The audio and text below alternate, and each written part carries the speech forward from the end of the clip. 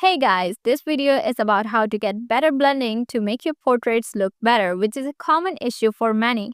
You can download a sketch and the color palette, and I'll walk you through my entire process from the colors to the steps I used to get the look I wanted. The main part of this video is about blending, so don't miss that part.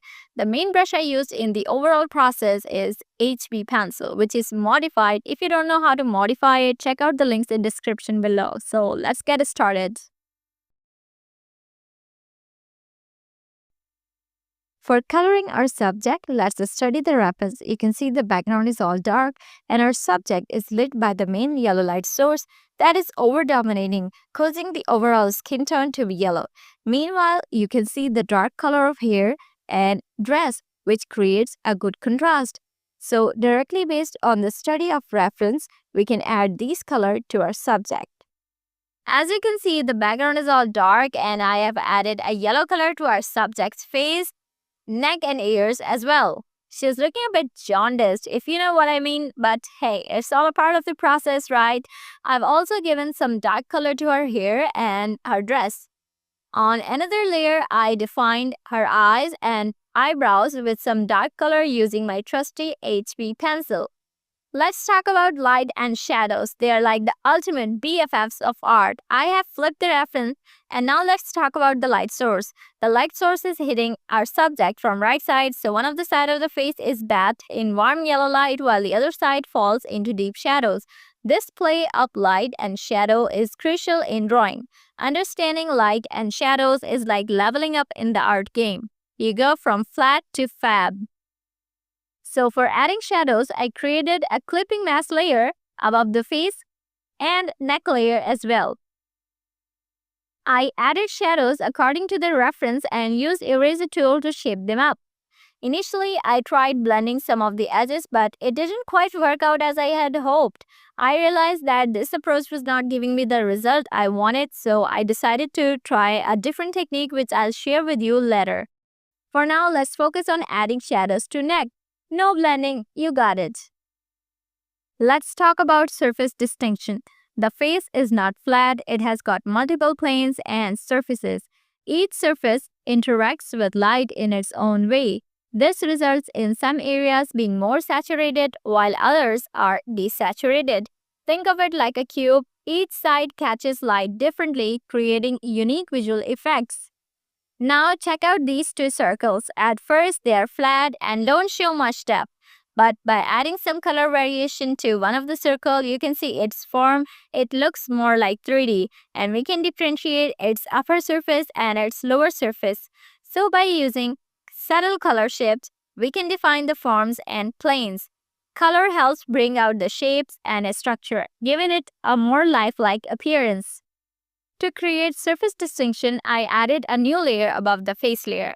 I started with the darker color, then skin color to block out the forms. I used eraser to shape the dark color up and left some spaces for the yellow color to pop out just like in the reference. I made sure to leave those areas untouched because, as you can see in the reference, these areas are brighter than the rest of the face. I'm gonna apply the same technique to the neck. I added a layer and used dark color to block in the forms of neck and ears. This is just the starting point. It's all about getting the structure and forms right. Let's talk about the color variation and a smooth transition. When you look at the reference closely, you will see a smooth transition from lighter color to darker color. So for a smoother transition, we need to add a series of increasingly darker shades. But here's a twist. Consider these two rectangles. Both are light colored rectangles. So for a smoother transition, we need to add a series of darker shades. For first rectangle, we're gonna use a series of darker shades of original color. And for the second rectangle, we're gonna use a series of darker shade but more saturated and vibrant in color. When viewed in grayscale, both rectangles have the same values. However, when viewed in color, the rectangle with the richer and more saturated color appears more interesting and convincing. So this way, we're going to use the color variation and we're going to apply this technique right now. So to block in the forms and achieve a smooth transition, I added a new layer and started with a darker color that is more saturated than previous one. But that was not enough. I added another layer on top and used an even more saturated color that is darker in value. By using a series of these colors, I was able to create a smooth transition from light to dark and define the forms. Next, on a new layer, I added color to the eyes and lips using these two colors. I used more saturated color for areas like the eyes and nose as seen in the reference. For areas that are darker, I used a darker color but with a focus on color variation to add interest. One more thing, the shadows in the reference are quite dark, which we lack in. To fix this, I added a new layer and set its blending mode to multiply and added a darker color to the shadows. I also added occlusion shadows to the lips, eyes, and other areas. We will do the same thing for the neck. I added a new layer, set it to multiply, and added dark shadows to neck. Now that the forms are blocked in and colors are added, the next step is blending to smooth everything out.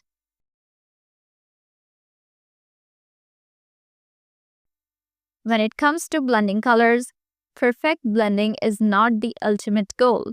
Instead, consider these three things in mind. First, don't try to blend colors smoothly.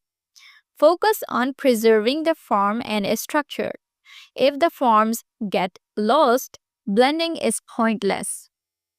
Second, follow the direction of form you are working on. Don't apply colors randomly, otherwise your drawing will look flat.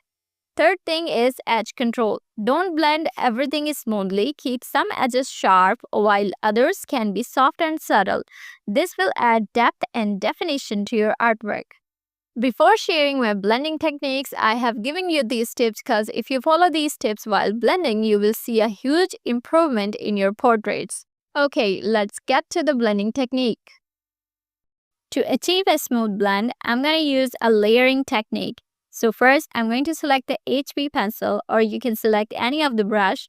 The trick is to reduce the opacity to about 50% and set the flow to about 77 or 80%. If I want to merge these two colors, I'll select one, let's say the turmeric color, and I would use HB pencil to add a stroke in between. This creates an intermediate color, a color that is essentially a mix of two. Now I'll grab this intermediate color and apply it to the boundary between intermediate color and adjacent color. You got my point? I'll keep repeating this process, picking colors, adding strokes, and blending intermediate colors with adjacent hues.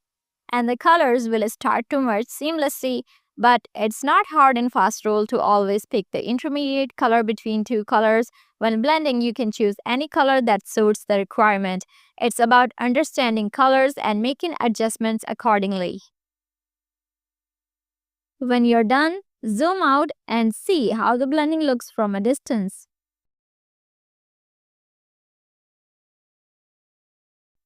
Now let's apply blending to our subject, starting with the side of face.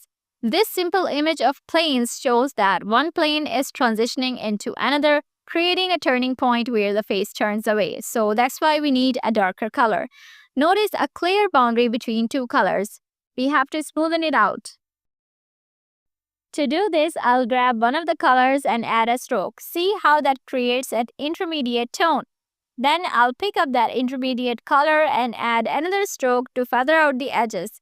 By doing it this way, we can get a really smooth blend. Just gotta be careful not to lose the form in the process. Now you might notice that the orange color is faded a bit, so I'll grab that color and add a stroke to bring it back. And there we go. The orange is restored and we have got a smooth edges too. So using this technique, we have managed to blend the color seamlessly while keeping the form and structure of the face intact. Let's get to the cheek area. The cheek area is not flat. If you see it in 3D way, it has got direction and planes. We have got multiple color edges that need to blend into each other. To define the cheek area, we will stick with the same method we have been using throughout the process. I'll pick a color, add a stroke, and then I would pick intermediate color and then layer colors on top of each other, applying them to the face as needed. The thing is, you gotta be flexible with your brush size, Sometimes you need a bigger stroke to cover large area or to fix mistakes from a smaller strokes. Because you have added multiple smaller strokes and different colors are still distinct. They're not blended together. So a bigger stroke with the perfect color can really tie everything together. On the flip side, when you're trying to blend two specific colors, or when you need a smaller adjustment to blend the color, a small brush size can be way more effective. As you can see, the colors are now blending together seamlessly without using any blender tool. I always zoom out to evaluate the blending results. And it looks like the colors are merging smoothly. By using this method, we have managed to capture the direction and forms of cheek, giving it depth and dimension. Let's focus on the chin area. The chin has different planes and forms as well. And when you look at the reference, you can see a circular bump and a small portion of lighter color that gradually transitions to darker tones. To capture this, we will use the same method of layering colors on top of each other for a smooth transition. Once you get the concept and study the reference properly, you will have a clear understanding of where to add a smooth transition, where to add lighter tone, where to add darker tone, and where to keep the edges sharp and where to keep the edges smooth. So with this clear concept in mind, when you're working on your piece, you can easily blend colors and add the right tones because you have got a detailed understanding of the reference. If you're missing a specific color, you can pick it up from surrounding areas like I did. I borrowed a darker tone from the lip and added it to the chin for a smoother transition. Once you have added a color, always zoom out to evaluate the results. Does it maintain the shape of chin? Okay, so let's tackle this triangular edge on the other side and the dark color of eye. Let me smooth out this dark color first, which is looking a bit uneven. Okay, leave it. Now, when I look at the reference, I see a triangular shape here and one of the edges is quite smooth. I also notice a saturated color in this area. And also, the dark color of eye blends nicely with the eye. Okay, so I'll use the same method here. First, I'll add a saturated color to this triangle and then I'll use a layering technique to add intermediate colors. Meanwhile, I'll make sure to maintain the shape of triangle so it does not get ruined. You know, with layering technique, you can get the perfect result just by adding one or two intermediate color strokes. You often need to build it up with multiple times, adding layer after layers to get the results you want. Zoom out to check the results. Okay, let's get to the eye. I want to blend this dark color, especially the lower part, seamlessly with the eye. To do this, I'll use the same layering technique, making sure to follow the shape of eye. I'll add strokes in the same direction rather than randomly to maintain the form. As you can see, I'm getting the results I want. The blending looks natural and the shape of eyes is starting to pop out more. After blending, the eye now has a more 3D appearance and the blending itself has a defined shape and there's no random or flat blending here. Let's move on to the nose, which can be a tricky part for many. Here you can see the ball of nose and a small area of highlight. And this area has darker color than skin. You can see this part of the nose has a smooth transition from lighter to darker color from right to left. See how the color flows with the shape of nose. It's like color is darker on left side and it gets lighter and lighter as it moves to the right side. So we're going to follow the same pattern while doing blending. First, I'll add a darker color to define the other nostril and the nose shape. Since the nose tends to be more saturated than the skin tone, I'll use a darker shade. Then I'll add intermediate color strokes to create a smooth transition from dark to light, making sure to preserve the round shape of the ball of nose. Next, I will select an even darker color, resize the brush size and add it to the nostril to define it. I'll follow the same pattern of adding color to create a seamless transition. After that, I'll pick colors that will help me achieve a smoother transition, as you can see here.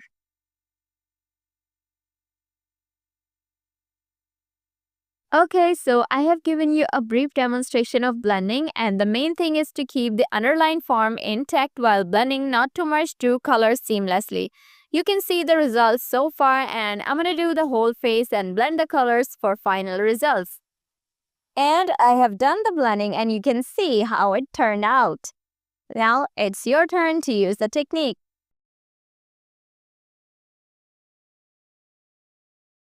Okay, after blending, the next step is adding small details.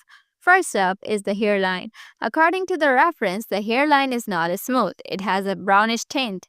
So first I'll head up to the upper layer and I will use HB pencil with a slightly lighter color than hair color, and then I would add strokes to define the hairline.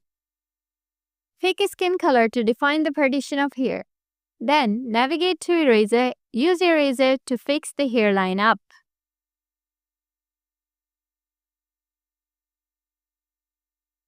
Okay, we are done with hairline. Let's talk about the rim light. If you look closely at the reference, you will notice a subtle rim light on the left side.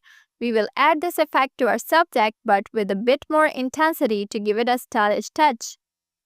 Okay, I have added a new layer for the rim light above the face layer and also above the neck layer as well to add rim light to both face and neck. Now you can see I have added a greenish rim light to the face and neck and also to nose and eye following the planes.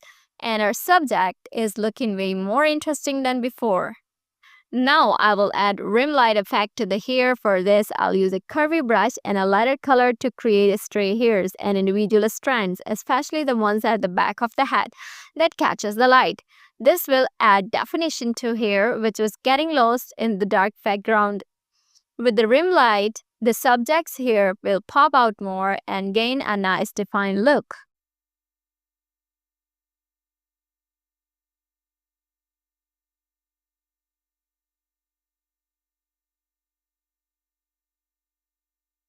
Now hair rim light is done and it's brought out the hair nicely, making it stand out. Now I'll add some highlights to the hair since it catches light too.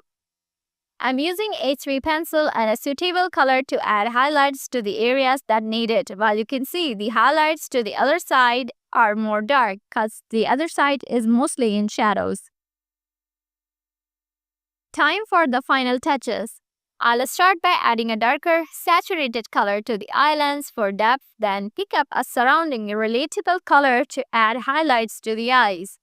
Next, I'll define the eyelashes using a small size of HB pencil. After that, I'll work on the nose starting with a darker shade and gradually building up the lighter tones for a more nuanced look. Now let's add a special effect, hatching. I'll use Curvy Brush to create hatching lines that will add depth and emphasis to certain areas, allowing the original color to show through while hatching lines add a sense of texture and saturation. Alright, since our subject is crying, I want to give her eyes a more tearful appearance. To do that, I'll add some lighter lines to the lower eyelid and the eyes themselves. This will fit perfectly the emotional expression she's got going on. This technique adds a nice touch and gives the artwork a more dynamic appearance, enhancing its overall visual impact.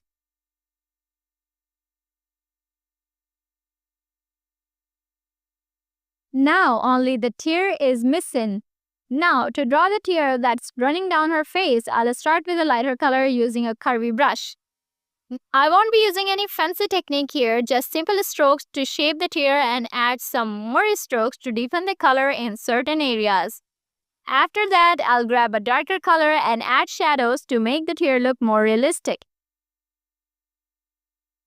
And there you have it. We have created a masterpiece using just a mobile phone and some simple yet effective techniques. Give this technique a try and let me know how it goes. Share your illustration on Instagram and don't forget to tag me. Also hit that like, share and subscribe button for more art tips and tutorials.